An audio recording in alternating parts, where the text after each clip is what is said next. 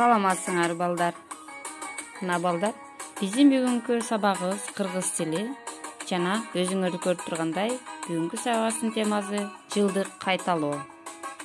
Жылдык кайталоо бул өтүлгөн темалардын негизинде түзүлгөн 10 суроодон түзүлгөн тесттик суроолор. Анда мен силерге ийгилик каалайм.